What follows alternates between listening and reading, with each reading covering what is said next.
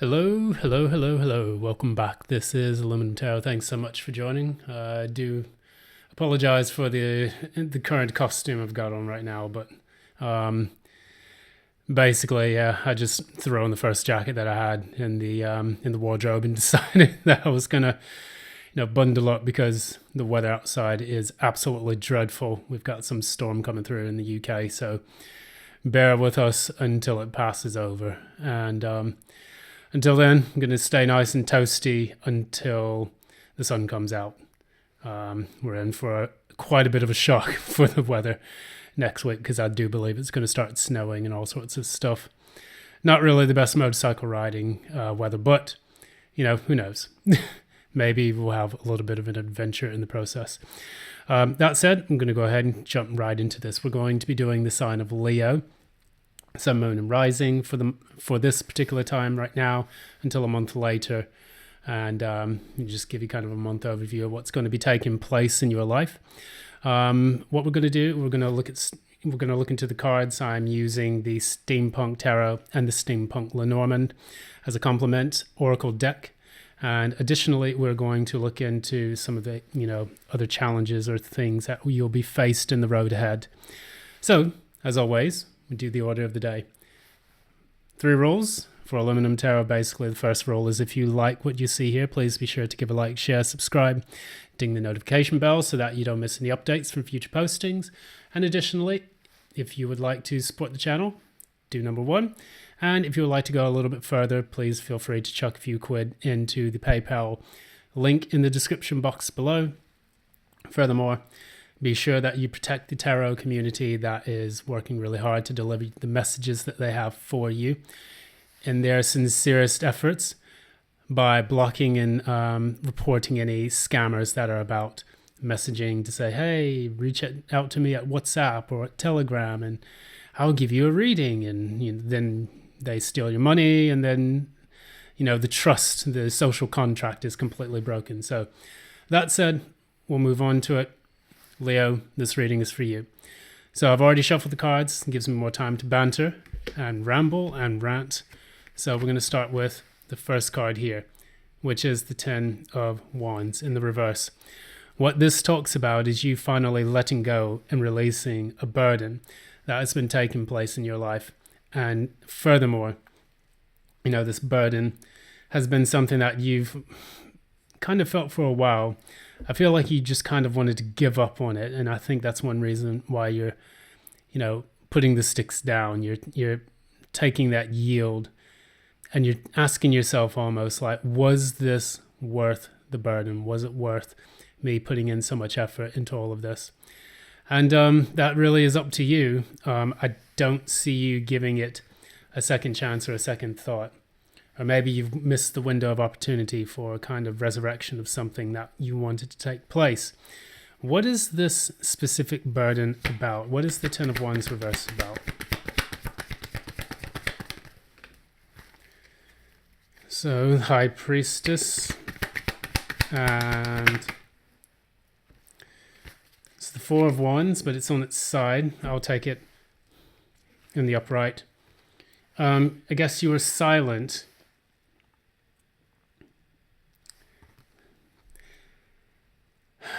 I don't know. It feels to me like I'm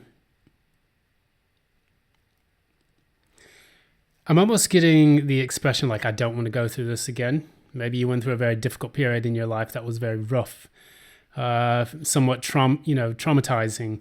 Because with this High Priestess and the 4 of Wands, this is kind of like you quietly celebrating a milestone, overcoming a difficult situation in which you had to wait for an opportunity to come in. Maybe if this was a job, you applied for a bunch of jobs and you were just like, finally, I found the one. And now I don't want to go through that shit again. So it's like that. It's like breathing that heavy sigh of relief that comes to you after going through a bit of a slog with something. You let go of a toxic relationship. You let go of something that was no longer worth the effort. You're just like, oh, I can rest. I can relax now. I'm not doing that again. So the reason why I say all of that you have here, which is the sun in the reverse. And I think a lot of the different signs have had that for this particular series of readings for this week, I suppose. We talk a lot about the sun in the reverse, either things were not clear, or you were generally just deeply unhappy about something. And we'll look into that and see what that is. What is the sun reversed about? Yeah. So it could be a workplace situation where you felt that, you know, your best efforts to do something or to accomplish something were not recognized, and therefore you're letting go of the burden. You're celebrating the fact that you can finally put this to rest. So maybe you just went into retirement, or maybe you just decided that you were going to, you know, release the toxic environment that you were putting up with. And as we go into the future, we have the Nine of Swords. So what this talks about a bit is it talks about experiencing a lot of stress and heartache. And this is normally kind of like what Minnow Pond talks about, is the never-ending nightmare. In this particular case, I see it as kind of like the old structures collapsing. It's like the knowledge, the foresight that something is about to collapse in your life right before you get to the Ten of Swords. And we have the King of Wands. No, this is the Knight of Wands. No. Damn it, what is this? This is the Knight of Swords in the reverse. So there's a lot of swords energy. You're moving away from the sun and into the swords. And what this tells me about, whatever it applies to specifically in your life, it means that you are going through a very rapid change, which is very uncomfortable for you to deal with. And it's almost like, it's kind of weird, actually. This is a very weird reading. It's all over the place. Like your energies are very scattered. And it's almost like walking into a disaster almost. Or at least, perhaps, this is someone that you know that will be going through this instead. It's like you're watching something crash and burn. And I say that because when I see the Nine of Swords here, you can see that the man's face is not particularly happy about what he sees. He sees his airship being destroyed in the background or in the far distance. And then you have that Knight of Swords, which is about being reckless or being like brutal with your words and things like that. It's almost like the thing that you walked away from and that you wanted to celebrate tries to come back into your life, and then you just give them an absolute tongue lashing. Like you just let them have it with whatever that you say, and you give them absolute proper bollocking with whatever it is that you have to say to them. That's the feeling that I'm getting here. So like someone from the past that you dated or that you were in a long-term relationship comes back in, you're just like, nah, you can fuck right off, you know, or something like that. And here's my reasons why, you know, I brought the list with me. Let me unfold it a second and then read you a list from 1 to 10. That's what I kind of feel about it, is like, you know, that if this person re-enters your life, or if this thing tries to re-enter your life, you're absolutely going to let them have it. And just kind of unload on them. At the core of the reading, the core energy that you're experiencing right now is you're trying to, after stepping away from this burden that you dropped, you are now trying to take control of your life, and you're trying to actively grasp the new opportunities that are taking place for you. So with this King of Wands, what they do, they're normally an entrepreneur, they're a solo worker. However, they're also a go-getter. They do not wait for opportunities, they create them. And so that may be the energy of what you're trying to accomplish and accumulate in your life. And it is kind of like that newfound stability we have here, because we have the Queen of Pentacles. Fire and earth go together very well. I'm quite a lot of fire and earth. Taurus Sun, Virgo Moon, Sagittarius Ascendant. But I do have a ton of air in my chart as well. However, with these two elements, they go together quite well, because you need a source of combustion in order for you to have fire. So a lot of people say that fire and air signs go together well. I kind of like fire and earth for the simple reason that one fuels the other. Now, that can go in a specific way. Hopefully it's in a positive way, but that's just what I see from here. Going into this, it seems to me that you're trying to really cultivate a sense of stability, groundedness, a new foundation for your life. So that way you feel that the steps that you're taking from here on out will actually lead you to a better place for what it is that you want for your future life. So for example, you step away from a job. It's like, I'm going to choose a job where I'm just working, as a customer service representative, or I'm going to choose a job that's much more low stress and much more low maintenance, where I can just do all of my, passions and activities on the side, rather than putting up with a lot of shit from a previous job where I was just kind of going through an absolute slog of work and headaches and management and things like that. So as we know, with the current energy that is conscious, that is presented in front of us, we have the Four of Swords, which talks a lot about healing. And then we have the Justice. So it's about karma. What you put out, you return. But even more so, what I see this as is you're going through a healing phase in which you're able to finally get balance on your life. So for example, you've gone through a rough patch. Now you can kind of just sit back, relax, and take a back seat to all of the chaos that is unfolded in life. And you can get a sense of balance and also an intellectual understanding of that, because these are two swords, these are two air signs, or air cards. Four of Swords, I always tell people in the traditional Rider-Waite, you have a person with Three of Swords above their head and they're in a place of sanctuary.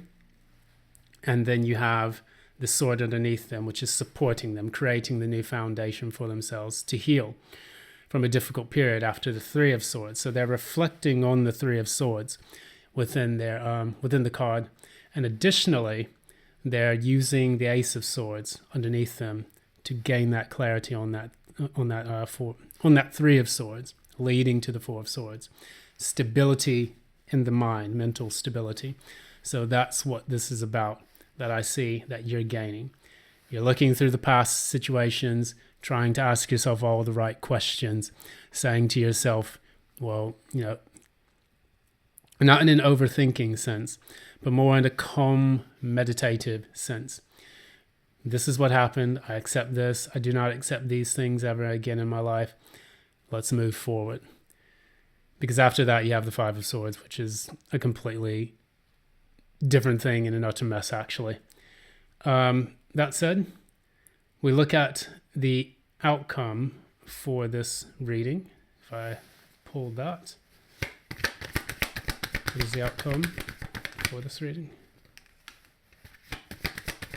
Clarify. So, since I was talking about the Five of Swords, this is actually what's underneath the deck. It's the Five of Swords in the reverse. Ironically, that decided to come through in my brain when I was chatting with you about this. But what we have here as the outcome, we have the Death card and the Queen of Wands. So this is you with the King of Wands at your core, stepping into the Queen of Wands, where you just now receive more so than having to put a bunch of effort out there to accomplish these things. So it's a full-out transformation of your life, finally guided by your ability to attract the things that you want, being a go-getter, being a fire starter. And since you, Leo, this is your card, both the King of Wands and the Queen of Wands, that is actually telling me that you're stepping more into your own spirit, your own personality, and your own way of being, which I think is going to be very positive for you. So whatever you had to deal with in the past where you were a less authentic person and you were carrying a burden with yourself rather than actually, building your own character and your own nature, whether that was professionally or in a romantic sense or any of that, apply this how it applies to your specific life. This is what is taking place. I see you becoming a more authentic individual. And what we have here for the end of this, we have from the Lenormand tarot deck, well, from the Steampunk Lenormand Oracle deck, sorry, I should say that.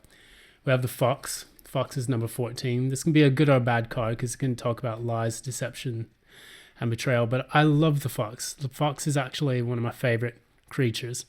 And to be honest with you, what the Fox represents to me